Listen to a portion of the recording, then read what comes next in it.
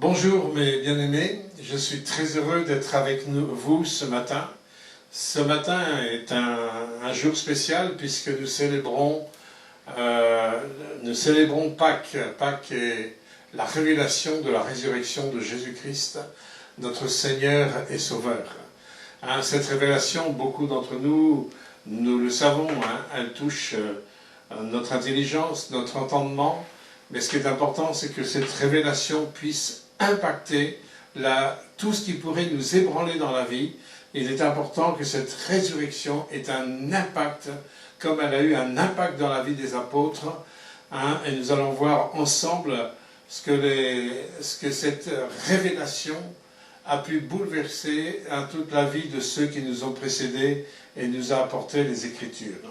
Ce matin, je vais vous apporter un message sur le choc des apôtres lors de la dernière Pâques. Et avant que je vous apporte ce message, je voudrais vous demander d'avoir un temps devant sa face, et nous voulons nous confier en lui. Seigneur, nous nous confions en toi, Seigneur, tous ensemble.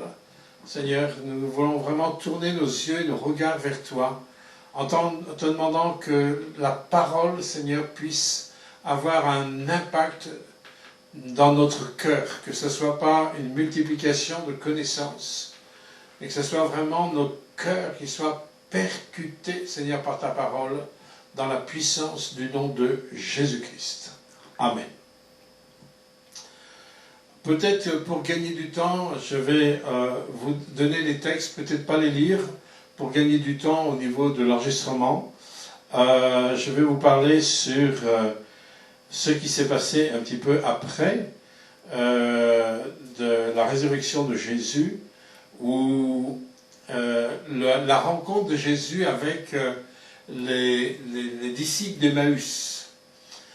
Et à travers les disciples d'Emmaüs, nous voyons vraiment des disciples qui ont été bousculés, qui ont été percutés dans leur sécurité.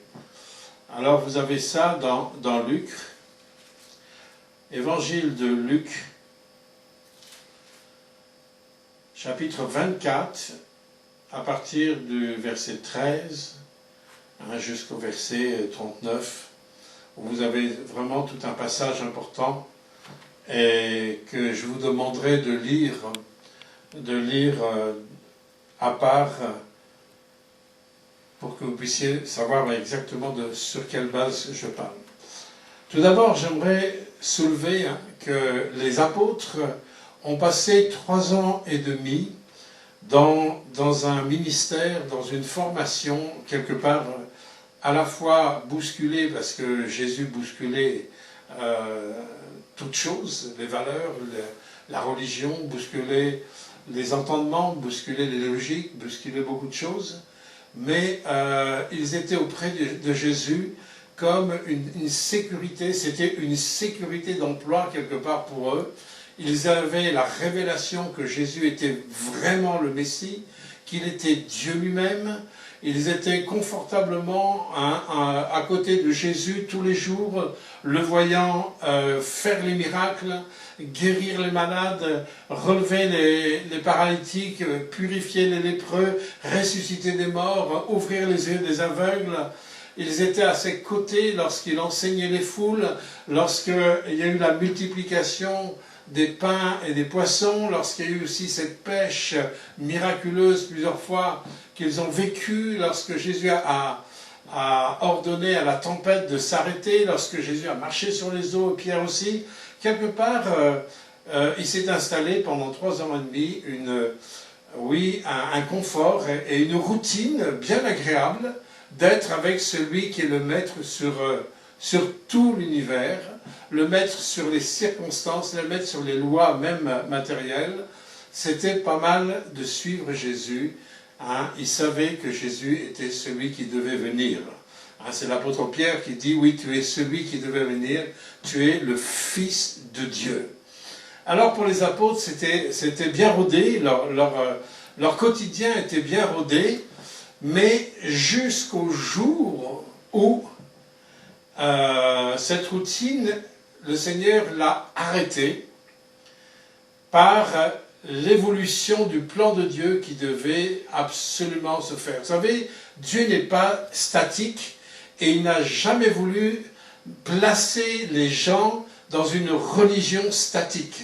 Le Dieu que nous servons est un Dieu vivant, est un Dieu puissant, est un Dieu qui marche dans les plans qu'il a établis d'avance. Et ces plans doivent aller jusqu'au bout et nous sommes en train de marcher aussi en tant qu'Église de Jésus-Christ dans les plans de Dieu. Alors tout allait bien pour les apôtres jusqu'au jour où le Seigneur a commencé à parler. Et là, je vous renvoie à la dernière Pâque, à la semaine de la dernière Pâque, où le Seigneur a révélé que l'un d'entre eux allait commencer à le trahir. Et c'était bouleversant d'entendre ça de la bouche de Jésus, avec une équipe tellement soudée. Les 12 le suivaient pendant 3 ans et demi, et ils l'ont suivi de près, ils l'ont suivi dans les galères, ils l'ont suivi sur les chemins, ils l'ont suivi partout, dans tout ce que Jésus faisait. Jésus parcourait de ville en ville pour détruire tous ceux qui étaient sous l'emprise du malin. Nous avons ça dans Acte 10, verset 38. Tout allait bien dans une équipe soudée. Et tout d'un coup, le Seigneur commence à révéler qu'il va y avoir des changements. Et il révèle que l'un d'entre eux, l'un des 12, allait le trahir. Et ça, c'était compliqué pour les apôtres de réaliser qu'il était possible que dans cette équipe apparemment unie, il y a un d'entre eux allait le trahir. Et vous connaissez l'histoire de Judas, je ne vais pas rentrer dans les détails. Ensuite, Jésus, il a proclamé, il a prophétisé qu'il devait souffrir, il devait descendre à Jérusalem et qu'il allait souffrir, qu'il allait mourir et qu'il allait ressusciter. Et là, les apôtres ont écouté sans rien comprendre de ce que Jésus était en train de dire. Mais vous savez, quand le Maître ouvre la bouche, quand Jésus ouvre la bouche, il faut vraiment que nous nous arrêtions, parce que Jésus ne parle jamais pour ne rien dire. Et Jésus ne se trompe jamais lorsqu'il parle, lorsqu'il ouvre sa bouche, lorsqu'il dit quelque chose, les choses vont s'accomplir comme il les a dites. La parole de Dieu nous dit que sa parole ne retourne pas à lui sans avoir accompli son effet. Et il est le Verbe incarné, Dieu venu en chair, cette parole qui nous est annoncée, où quand Jésus parle, les choses se font. Et effectivement, le temps a avancé, et il y a eu, pour rentrer dans ce temps, une période dans les apparences très positives. C'est la période où Jésus est rentré dans Jérusalem. Alors là, c'était encore la gloire, c'était encore vraiment quelque chose de glorieux. La foule acclamait Jésus, ils l'ont installé sur une ânesse, et ce que les apôtres ne savaient peut-être pas, et beaucoup de la foule ne savaient pas, c'est que Jésus était en train d'accomplir les prophéties de l'Ancien Testament, où 5 siècles avant Jésus-Christ, dans le prophète Zacharie, chapitre 9, verset 9, il est dit qu'il ferait son entrée sur une ânesse à Jérusalem. Le roi des rois, le Seigneur des seigneurs allait faire son entrée. Jésus a été glorifié. Les hommes religieux ont été absolument étonnés de ce que la foule acclamait le Seigneur, et le Seigneur a laissé les choses faire parce que c'était les prophéties bibliques qui devaient s'accomplir. Aujourd'hui, nous sommes dans des temps où les prophéties bibliques doivent s'accomplir et rien ne pourra arrêter l'évolution des prophéties bibliques qui doivent s'accomplir. Dans la dernière semaine, donc ça c'est l'entrée de Jésus à Jérusalem, et ensuite toute une semaine où Jésus a vécu d'autres pressions. Et les pressions qu'il a vécues, ce sont des pressions au niveau des questions pièges, où on a essayé de le prendre à défaut dans ce qu'il pouvait dire, dans ce qu'il pouvait annoncer, Et les religieux ont essayé de lui poser des questions pièges. Il y a eu la femme aussi qui a été prise en flagrant délit d'adultère. Il y a eu aussi au niveau de payer des impôts. Est-ce qu'on doit payer des impôts à César, etc. Tout ça, c'était des questions pièges. Mais Jésus les a tous confondus par la puissance de sa sagesse, où il n'a été trouvé aucun défaut dans l'agneau qui allait donner sa vie en sacrifice pour nous. Il fallait qu'il y ait ce passage difficile de pression où Jésus allait être testé jusqu'au bout pour voir s'il n'y allait avoir aucun défaut dans celui qui allait donner sa vie en sacrifice pour nous. Et c'était la consigne qui avait été donnée à Moïse lorsque l'Éternel a dit « Vous prendrez un agneau dans la force de l'âge, et un agneau absolument sans défaut. » Vous avez ça dans Exode chapitre 12. Et donc Jésus devait être pris sans défaut. Et là, jusqu'au bout, les prophéties bibliques avançaient, mais quand les prophéties bibliques avançaient, parfois nos routines, elles, s'arrêtent. Et les apôtres, alors c'est là qu'il y a eu des moments difficiles.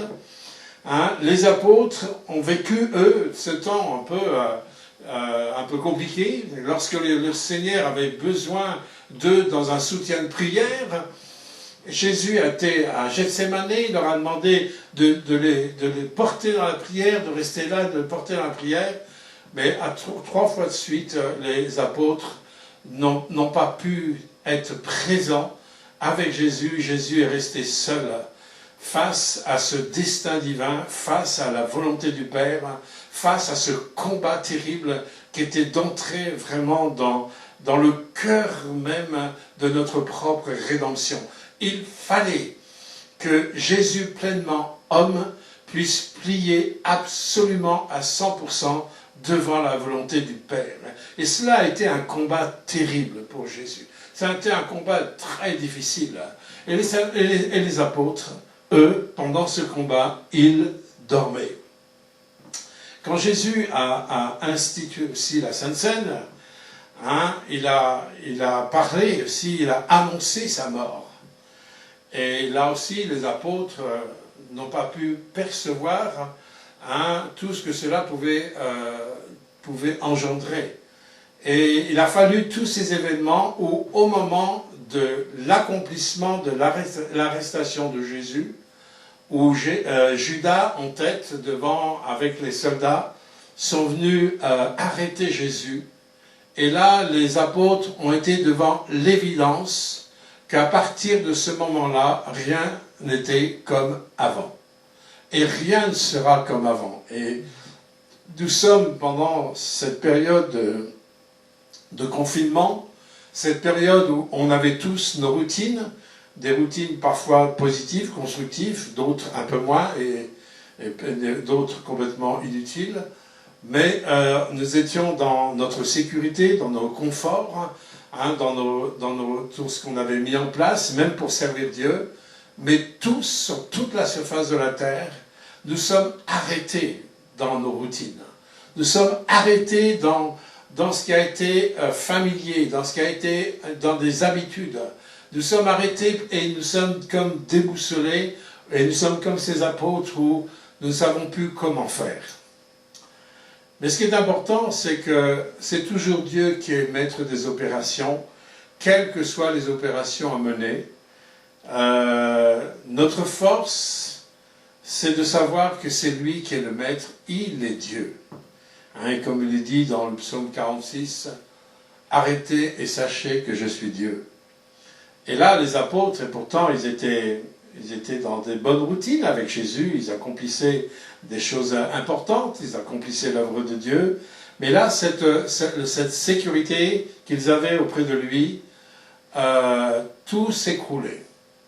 Et c'est difficile quand on a placé notre confiance dans la personne de Jésus, comme ils l'ont fait lorsqu'ils ont tout abandonné, ils ont tout laissé. Souvenez-vous l'appel de Pierre, l'appel aussi de Matthieu, ils ont tout laissé derrière eux pour suivre Jésus, et à un moment donné dans les évangiles, Il dit, nous avons tout laissé. Oui, ils ont tout laissé pour suivre Jésus. Et ça doit être un désarroi terrible, hein, de voir que Jésus allait non seulement être arrêté, mais il allait être aussi maltraité. Et Jésus ne se défendait pas. Et les apôtres avaient peut-être des menaces de mort. Hein, ils étaient aussi menacés parce qu'ils étaient avec Jésus. Jésus a été fouetté, il a été battu, il a été ridiculisé, il a été meurtri. Et le clou de clou, c'est qu'ils l'ont crucifié. Ils ont mis le maître, celui en qui ils avaient mis toute leur espérance, tout leur espoir. C'est comme si tout s'écroulait. Leur monde de sécurité divine qu'ils avaient en Christ s'est écroulé en un instant. Et croyez-moi, je pense que leur situation est bien pire que celle que nous vivons en ce moment. Bien pire. C'était un désarroi terrible, et nous voyons que face à nos espérances, c'est pas parce que leur espérance était mauvaise, ce n'est pas parce que leur espoir était mauvais, ce n'est pas parce qu'ils s'étaient trompés de personne quand ils ont placé leur confiance en Christ, mais simplement c'est que dans les plans divins, Dieu veut les amener dans une autre dimension. Et ça, la chair a du mal à comprendre ça. Parce que la chair aime la sécurité routinière. La chair aime avoir ses sécurités, ses habitudes. La chair aime ses traditions. Et la preuve, quand on étudie l'histoire des réveils dans le monde, nous voyons que très vite les hommes ont refait de la puissance du réveil des habitudes et des traditions qui ont éteint, ni plus ni moins, la puissance des réveils. Et c'est pour ça qu'il faut que nous fassions attention, parce que Dieu est esprit et il veut nous conduire par son esprit dans les dimensions du royaume, parce que l'aboutissement de l'Église, c'est une Église qui doit se préparer pour le retour de Jésus, une Église qui est sans tache, une Église qui est mise à part, une Église qui a lâché ses sécurités, une Église qui n'a pas peur de la crainte de la chair, la peur de la chair, pour pouvoir vraiment marcher parfois dans les incertitudes humaines, mais dans des certitudes du Saint-Esprit. Et pour ça, on le verra tout à l'heure, il n'y a que la puissance de résurrection qui nous donne ça. Mais ça, on en reparlera tout à l'heure. Ce qui est important, c'est que dans ce déploiement où Jésus était, tout le monde a constaté qu'il était mort, et jusqu'à jusqu'à l'heure de midi, à 6e heure, les gens se sont moqués de lui, les gens étaient au pied de la croix, en le bafouant, en l'humiliant, tant et plus. Mais à partir de la 6e heure, entre la 6e heure et la 9e heure, cette heure-là était l'heure où le Seigneur commençait à entrer dans la puissance, dans cette mort qui allait l'emmener dans une condamnation totale, où il a porté notre condamnation, il a porté l'horreur de notre péché, il a porté dans ses meurtrissures toutes nos maladies, nos malédictions, toutes les infirmités, où Jésus allait subir la pire des condamnations. C'est la face du Père qui se détourne de son Fils pour un temps, où Jésus s'est écrié « Eloi, Eloi, lama sabachthani » « Mon Dieu, pourquoi m'as-tu abandonné ?» qui était aussi une prophétie qui avait été prononcée entre 9 siècles et 10 siècles avant Jésus-Christ, à travers la bouche de David, à travers les psaumes de David. 10 siècles avant, c'était prophétisé, et jusqu'au moindre détail, les Écritures se sont accomplies, la parole s'est accomplie. C'est Dieu qui a toujours été au maître de toutes les opérations qui se déroulaient sous les yeux des apôtres. Et en plus, on a vraiment constaté sa mort. Quand Jésus est mort, même les soldats ont dit, mais certainement cet homme était fils de Dieu. Des tremblements de terre ont eu lieu. Hein, on ne se souvient pas trop, pourtant il y a eu des résurrections de morts à ce moment-là. Hein, les tremblements de terre ont lieu, le soleil s'est obscurci, hein, à la 9e heure, à 15 heures de l'après-midi. Personne n'est mort comme Jésus est mort. Et c'est dans cette période entre la 9e heure et la 6e heure et la 9e heure que le brigand sur la croix a réalisé que Jésus était plus qu'un homme. C'est à ce moment-là, parce qu'au début, il se moquait comme les autres. C'est à ce moment-là qu'il a reconnu comme Jésus, comme le roi. Quand on parle de royaume, c'est qu'on reconnaît qu'il y a un roi.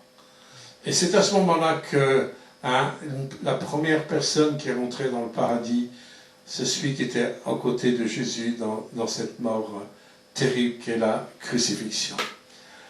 Jésus est mort en spectacle avec des témoins qui étaient là présents.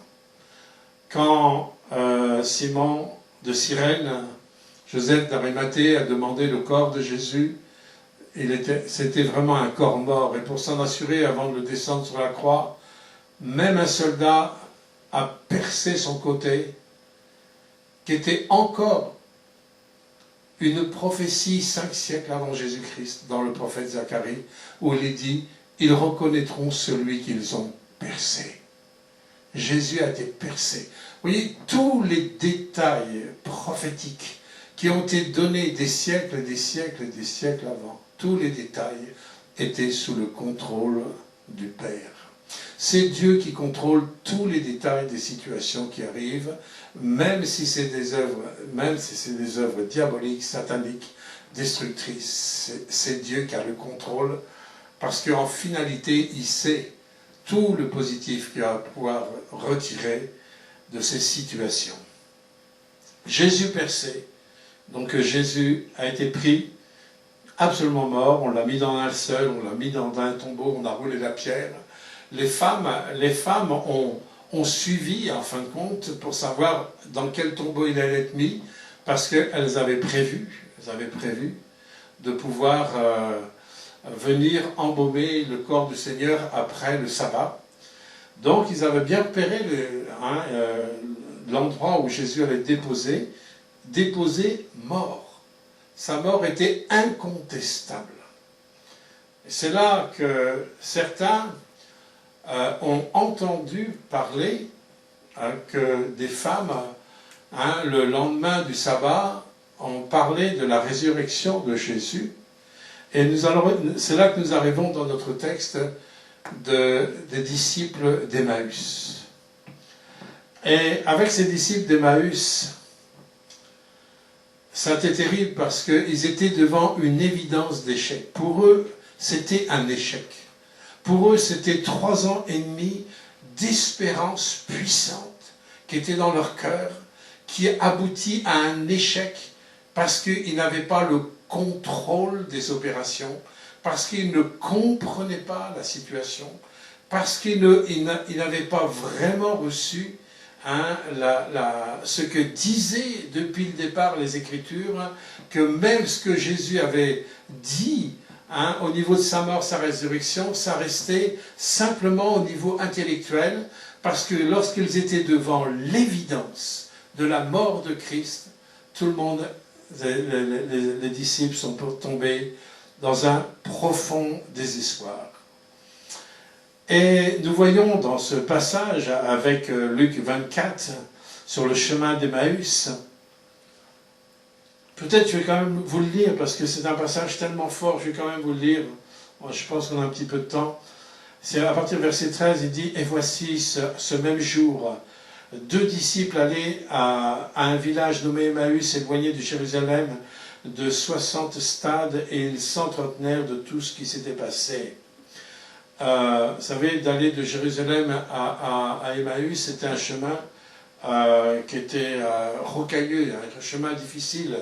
Et parfois, on marche souvent dans des chemins difficiles lorsqu'on a la tête dans le guidon, lorsqu'on ne comprend pas dans les situations, on marche sur un chemin qui est assez rocailleux. Et pendant qu'ils parlaient et discutaient, Jésus s'approcha. Il fit route avec eux. On se demande d'où il vient, ce Jésus. On se demande d'où il vient. Tout d'un coup, il arrive comme un cheveu sur la soupe.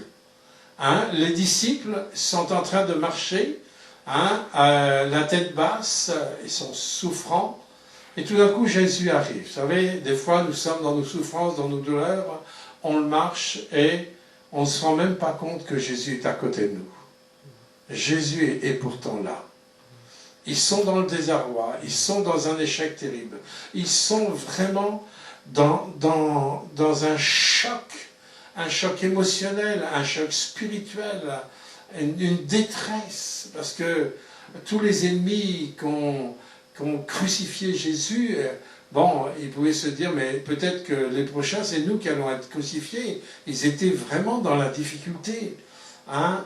Mais Jésus, lui, il s'approche. Vous savez, il ne nous laisse jamais dans le désarroi tout seul. Et quand il nous dit, mais je suis avec vous tous les jours, est-ce que nous sommes obligés de le sentir pour le croire? Ou est-ce que le fait qu'il nous le dise dans sa parole, ce n'est pas suffisant? Il nous dit, je suis. Et Jésus ne peut pas se permettre de dire, je suis avec vous, s'il n'était pas avec nous. Et là, il était, la preuve en est, c'est qu'il était là auprès de ses apôtres, de ses disciples, qui étaient dans un désarroi, qui étaient cassés à l'intérieur. Leurs yeux étaient empêchés de le reconnaître, et il dit, mais de quoi vous entretenez-vous en marchant? Vous savez, quand on est tellement dans la souffrance, quand on est tellement dans le désarroi, on est tellement focalisé sur notre souffrance qu'on est incapable de discerner la présence de Jésus. Là, les yeux des disciples ne voyaient même pas Jésus, tellement ils étaient souffrants, tellement ils étaient dans leur douleur, tellement ils étaient dans leur choc, qui était tout à fait légitime. Mais pourtant, et je voudrais vous dire, quels que soient vos chocs, quelles que soient vos incertitudes, Jésus, il est là. Il est là. Vous ne le voyez pas à cause de vos regards qui sont centrés sur vos circonstances, sur les circonstances que vous vivez. Mais il est là. Et de quoi s'entretenait-il quand il pose la question? Bien sûr. Vous savez, quand on est dans ces circonstances-là, on s'entretient toujours du négatif. On s'entretient de ce qui nous a fait souffrir. On a besoin d'en parler, et c'est tellement légitime, mais c'est tellement légitime qu'on entretient, c'est comme une batterie que vous rechargez en permanence. On s'entretient de ce qui nous a fait souffrir, on s'entretient de la douleur, hein, de ce désarroi qu'on vit, des chocs qu'on vit, cette brutalité parfois, comme cette brutalité de cette séparation avec Christ du jour au lendemain, au lieu de s'entretenir des paroles prophétiques, au lieu de s'entretenir de la parole de Dieu. Non, on va s'entretenir de ce que nous ne comprenons pas. On va s'entretenir justement de ce qui nous a provoqué cette incertitude et cette insécurité. Et on entretient, et on entretient, et on entretient. De cette manière-là, c'est difficile de s'en sortir. Et le Seigneur, il le sait. Et c'est pour ça que ce passage est un passage tellement fort. Parce que Jésus nous montre comment il s'y prend pour ceux qui sont dans le désarroi et dans des chocs. Il leur dit, de quoi vous entretenez-vous en marchant? Ils s'arrêtèrent, l'air tout attristé, vous voyez, ils sont tout tristes, ils sont dans la déprime. L'un d'eux, nommé Cléopas, leur dit, mais es-tu le seul, hein, séjournant à Jérusalem, ne sachant pas de ce qui est arrivé ces jours-ci? En plus, en fin de compte, ils agissent comme souvent on agit. Quand nous sommes dans le désarroi, dans les chocs, qu'est-ce que nous disons? Oh Seigneur, tu m'aimes plus, tu n'es plus là, hein, tu m'as abandonné. On dit, mais c'est comme si on disait, mais tu ne vois même pas. Tu es le seul qui ne voit pas ma souffrance. Alors que Jésus a passé tout ça pour porter nos souffrances. Jésus a subi tout ça pour nous délivrer de toutes nos douleurs, de tout ce qui nous perturbe. Jésus est là pour nous aider à nous centrer sur lui. Parce qu'il est lui et lui seul la vraie solution pour restabiliser tout ce qui a besoin d'être stabilisé en nous-mêmes. Et Jésus leur dit, dit, tu es le seul, pardonnez-moi, es-tu le seul qui séjourne à Jérusalem, ne sachant pas ce qui est arrivé ces jours-ci? Quoi, leur dit-il? Oui, Jésus fait un peu l'étonné, hein. C'est étonnant qu'il fasse ça. Quoi, leur dit-il? Alors qu'il est au centre de tout ça. Quoi, leur dit-il? Alors, est-ce qu'il est... C'est un peu, apparemment, un petit peu ironique, mais Jésus ne peut pas ne pas savoir. Jésus ne peut pas ne pas savoir tout ce qui concerne tes douleurs. Jésus ne peut pas ne pas savoir tout ce qui concerne tes chocs, quels que soient tes chocs. Jésus ne peut pas ne pas savoir, parce qu'il est au centre de ta solution. Tu comprends? Tu as besoin de réaliser ça. Et Jésus dit...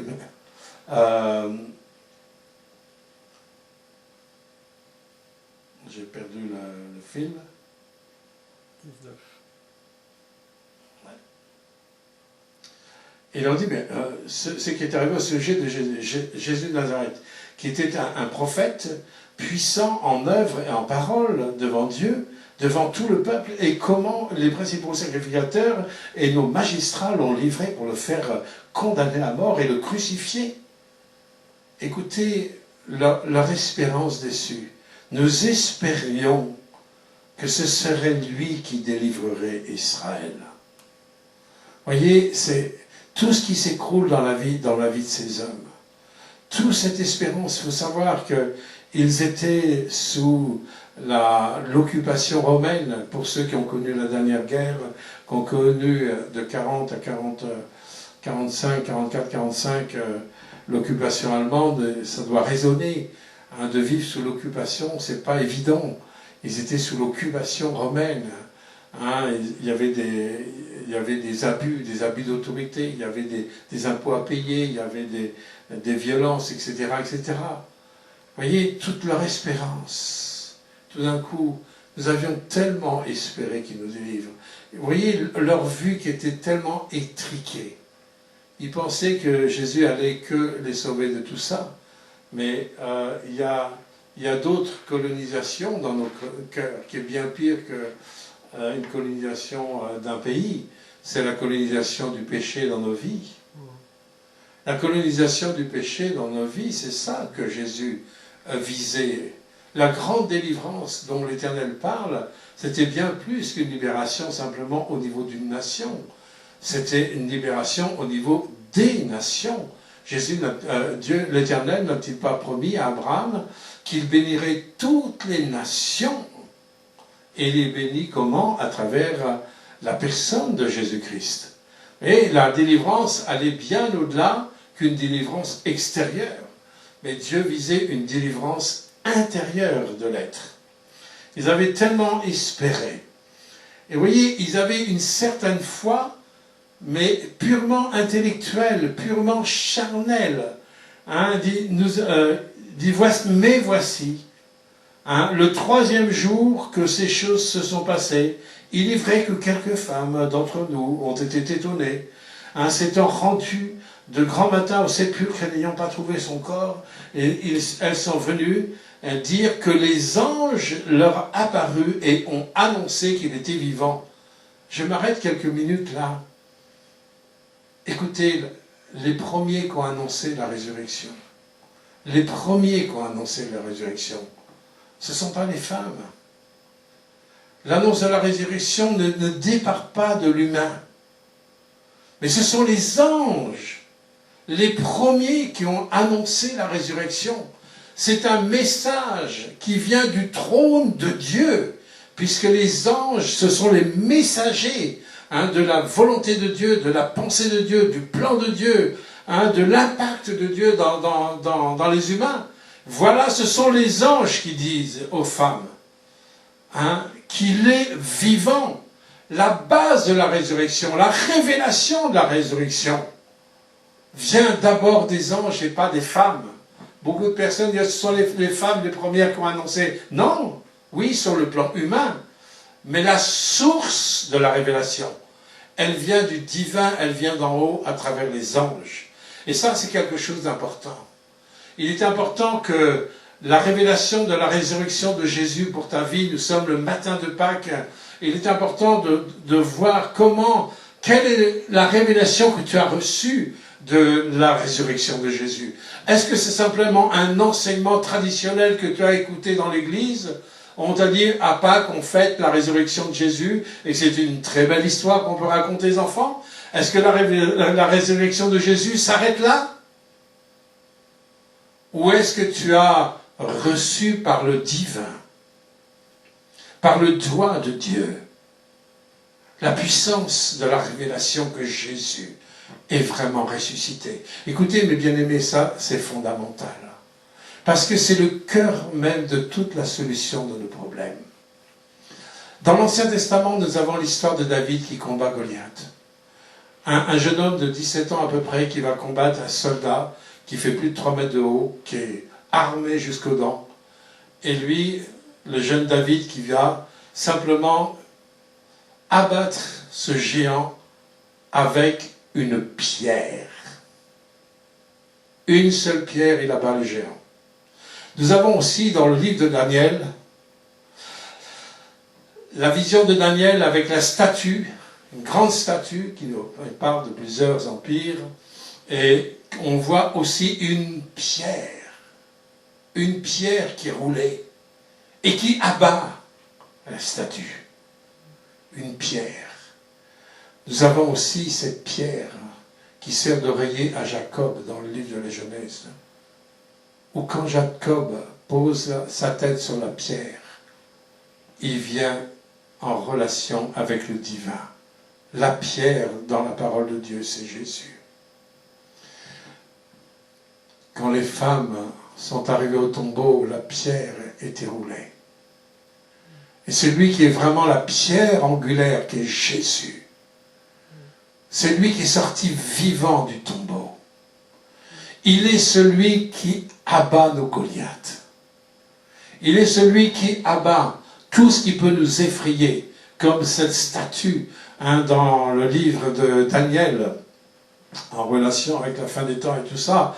Mais c'est encore la pierre qui va abattre tout ça. Tous les Goliaths, tout ce qui s'oppose, tout ce qui se lève, la pierre vivante s'est levée le matin de Pâques. Il fallait que ça pénètre, dans ses disciples. Jésus était vivant, mais ils avaient tellement du mal à le croire. Nous le croyons quand nous sommes tous ensemble, mais lorsque nous sommes dans nos chocs, lorsque nous sommes dans nos incertitudes, lorsque nous sommes dans des questions sans réponse, lorsque nous sommes déroutés, parce que nous n'avons plus le contrôle de rien. Aujourd'hui, on n'a plus le contrôle de nos journées. Tout est figé. Est-ce que je crois que le ressuscité est là? Je crois que cette pierre vivante est là. Est-ce que ça reste, cette révélation de la résurrection de Christ, reste-t-elle simplement dans l'intellect, dans la connaissance intellectuelle, ou va-t-elle descendre? Et regardez le chemin que le Seigneur va faire pour faire descendre cette révélation dans le cœur des disciples. Verset 24, quelques-uns de ceux qui étaient là avec nous sont allés au sépulcre, elles ont trouvé les choses comme les femmes l'avaient dites. Mais lui, ils ne l'ont point vu. Il fallait qu'il le voie, vous voyez. C'est une foi charnelle. C'est une foi par les sens. La foi c'est pas la foi par les sens qui peut nous donner la révélation de la résurrection de Jésus. Cette foi par les sens n'aura jamais d'impact dans les profondeurs de notre cœur. Et je continue. Alors Jésus dit, à partir de ce moment-là, vous voyez, il a laissé les disciples aller jusqu'au bout de leur foi, humaine. Alors Jésus leur dit, vous voyez, Jésus, il ne va pas par 36 chemins, il dit « Ô homme sans intelligence ». Il dit « Dont le cœur est lent à croire tout ce que les prophètes ont pu annoncer ». Ne fallait-il pas que le Christ s'ouvre ces choses et qu'il entre dans sa gloire? Et commençant par Moïse et par tous les prophètes, il leur expliqua dans toutes les Écritures ce qui le concernait. Vous voyez, Jésus revient à la base. Il revient au moment où Dieu a annoncé les choses qui allaient concerner notre salut à travers son Fils Jésus-Christ, en reprenant depuis Moïse. Jésus a besoin de revenir, et parfois nous avons besoin de revenir à la base. Et en revenant dans les bases fondamentales de la parole, je peux faire le bilan de ce que je crois ou de ce que je ne crois pas. Et Jésus a besoin de remettre des bases fondamentales dans notre cœur, dans notre entendement, dans nos visions, dans notre être intérieur. Il nous faut revenir sur les bases fondamentales de ce que dans un premier temps, Dieu a parlé par les prophètes. Nous avons ça dans Hébreux chapitre 1, où Dieu, dans un premier temps, Dieu a parlé par les prophètes. Et dans un deuxième temps, Dieu parle par Jésus. Les prophètes ont annoncé Jésus. Et là, Jésus est arrivé. Jésus, cette pierre angulaire, est arrivée. Jésus est l'accomplissement de tout ce que les prophéties, on peut dire sur lui. 350 prophéties dans l'Ancien Testament concernant sa première venue. Et toutes se sont accomplies. Et moi, je crois que quand quelqu'un a été fidèle avec autant de précision, il est digne de confiance pour l'éternité. Amen. Amen. Or, Jésus reprend tout par les bases. Il reprend tout ce que Moïse a dit. Lorsqu'ils furent près de... Alors Moïse, par tous les prophètes, il leur expliquait à toutes les Écritures de ce qui le concernait. Lorsqu'ils furent près du village où il allait, il parut vouloir aller plus loin. Vous savez, si vous voulez avoir la révélation de Jésus, reprendre l'enseignement, c'est une première chose. Mais Jésus, il ne s'imposera pas dans votre intimité. Jésus ne va pas s'imposer dans votre intimité. Vous avez des opportunités où vous entendez l'enseignement.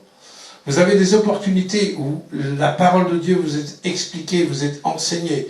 Vous avez ces opportunités qui sont là. Mais à un moment donné, c'est comme si les choses paraissent aller plus loin. Et c'est ce qui s'est passé là. Là, il y avait une opportunité que les disciples ne devaient pas manquer. Jésus, il agit, il nous parle, il nous enseigne. Mais est-ce qu'on va réagir pour le faire rentrer dans notre intimité? Et là, les apôtres disent, reste avec nous. Ils le pressèrent, voyez? Ils le pressèrent, ils étaient tellement bien avec Christ. Hein, la parole, comme il dit, la parole ne brûlait-il pas au-dedans de nous quand il nous parlait? Ils le pressèrent pour rester. Pressez Jésus pour rester avec vous, pour rester dans votre intimité. Ils l'ont invité à leur table. Hein, la table nous parle d'intimité, nous parle de proximité. Hein, ils l'ont invité. Et que c'est dans le cadre de l'intimité, mes bien-aimés, c'est dans le cadre de l'intimité, au moment où Jésus a rompu le pain et a rendu grâce, que les yeux de ses disciples s'ouvrirent. Mais bien-aimé, si tu veux avoir tes yeux intérieurs qui s'ouvrent, tu as besoin d'insister pour que Jésus vienne dans ton intimité. C'est là que tu vas le voir. Tu vas le voir avec les yeux de la foi. Tu vas voir son cœur qui bat pour toi. Tu vas voir son amour. Tu vas voir que ce que tu as cru, que tout était terminé, en fin de compte, avec cette révélation, tu dis non, tout commence. Tout commençait pour ces apôtres. Hein? Alors leurs yeux s'ouvrirent et ils le reconnurent. Voyez, ils étaient tellement attentifs de ce que Jésus était en train de leur expliquer, de leur dire. Et au moment de cette intimité, tout d'un coup, la révélation se manifeste. Ils ont reconnu Jésus. Et à ce moment-là, il disparut. Et ce n'est pas parce qu'il disparut qu'il n'est plus là. Il disparut de leurs yeux physiques. Mais Jésus reste et demeure. Et il y a des moments comme ça où Dieu peut avoir, on peut avoir l'impression qu'il disparaît, mais ta foi, la révélation que tu as eue de sa résurrection, elle va agir en toi. Et elle a agi dans ses disciples. Vous voyez, ils étaient pour aller à Emmaüs, ils étaient arrivés, mais là, ils se dirent l'un à l'autre, notre cœur ne brûlait-il pas au-dedans de nous lorsqu'il nous parlait, il parlait en chemin et nous expliquait les Écritures, se levant à l'heure même, vous voyez, ils n'ont même pas attendu le lendemain. Ils retournèrent à Jérusalem, ils trouvèrent les 11 et ceux qui étaient avec eux assemblés et disant, le Seigneur est réellement ressuscité. Le Seigneur est réellement ressuscité. Écoutez, mes bien-aimés, ces hommes qui fuyaient Jérusalem, Jérusalem était dangereux à ce moment-là. Au moment de la crucifixion de Jésus, pour ceux qui étaient avec Jésus, c'était un endroit dangereux. Les apôtres se sont barricadés, se sont cachés, se sont enfermés. Ils ont eu peur, même pour leur vie. Mais là, tout d'un coup, quand il y a la puissance de la résurrection, une révélation de l'esprit de la résurrection de Jésus, tout d'un coup, la souffrance nous quitte. Les craintes nous quittent. Et une hardiesse arrive, une assurance vient même à revenir à l'endroit où on a souffert. Vous savez, souvent quand on a souffert à un endroit, on dit « Oh ben non, je ne veux plus toucher ça, je ne veux pas aller là ». On évite, on essaie de fuir les endroits où on a souffert. Mais là, on voit que la puissance de résurrection est une puissance de libération. C'est qu'ils n'ont pas peur de retourner à l'endroit où ils ont été déçus. Ils n'ont pas hésité à retourner à Jérusalem, là où ils ont été choqués de voir Christ sur la croix. Là où leurs incertitudes ont commencé à naître, leurs souffrances, leur incompréhension, leur choc émotionnel, spirituel a été. Ils n'ont pas hésité parce que la résurrection surpasse la mort que Jésus a subie. Écoutez, mes bien-aimés, nous sommes le matin de Pâques. Et j'aimerais vraiment vous ramener à la pleine révélation de Jésus. Comment tu crois en la puissance de la résurrection de Christ lorsque tu es dans le désarroi? Est-ce que tu crois que Jésus est vraiment cette pierre qui a culbuté Goliath, cette pierre qui a culbuté la statue de Daniel, cette pierre qui peut culbuter tes péchés, tes infirmités, tes maladies, tes malédictions, cette pierre qui peut culbuter tes incompréhensions, qui peut culbuter tous tes désarrois, toutes tes frayeurs. Est-ce que tu veux t'approcher de lui ce matin? Est-ce que tu veux vraiment le presser à rester à côté de toi? Est-ce que tu veux l'inviter? Est-ce que tu vois qu'il est sorti vivant du tombeau? Et tout ce qui t'a choqué à Golgotha n'est simplement que le choc de tout ce que le Seigneur a dû subir pour pouvoir légitimement et légalement nous pardonner de tout péché, de toute iniquité.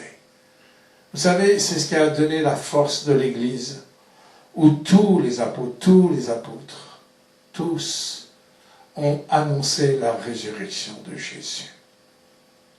Ils ont annoncé avec hardiesse, avec force, que Christ était ressuscité. Et ils sont même morts, on les a tous tués, ils sont tous morts comme martyrs. Vous savez, si la résurrection n'avait pas eu lieu, il n'y aurait pas eu toute cette histoire avec les apôtres, où même les premiers chrétiens allaient dans les arènes, mangés par les lions, dévorés, et certains ont été brûlés même à Rome sous l'empereur Néron. Les chrétiens n'auraient pas subi tout ça s'ils annonçaient un faux message. Aujourd'hui, jour de Pâques, que vraiment dans vos cœurs résonne, Christ est ressuscité. Il est vivant au siècle des siècles. Il est là présent. Et tout ce qu'il a subi était là pour pouvoir me relever. Il ne veut pas que le pécheur périsse. Et il a tout fait pour que tu puisses être rétabli encore ce matin, parce que Christ est vraiment ressuscité. Que le Seigneur vous bénisse. Amen. Seigneur notre Père, nous te remercions pour l'œuvre de Jésus. Il est cette pierre qu'a abattu Goliath, cette pierre qui a abattu la statue de Daniel. Il est cette pierre qui a détrôné le diable et le péché. Nous te demandons pardon, Seigneur, d'être tellement lent à croire ce que disent les prophètes. Nous te demandons pardon d'avoir été tellement lent à croire tout ce qui te concerne et qui par ricochet nous concerne. Nous voulons nous humilier, Seigneur, devant ta face. Et nous voulons te recevoir comme le ressuscité. Règne en ressuscité dans nos vies. Viens t'asseoir sur la place de nos cœurs, le trône de nos cœurs. Tu es le roi des rois, le Seigneur des seigneurs. Amen. Amen. Que Dieu vous bénisse.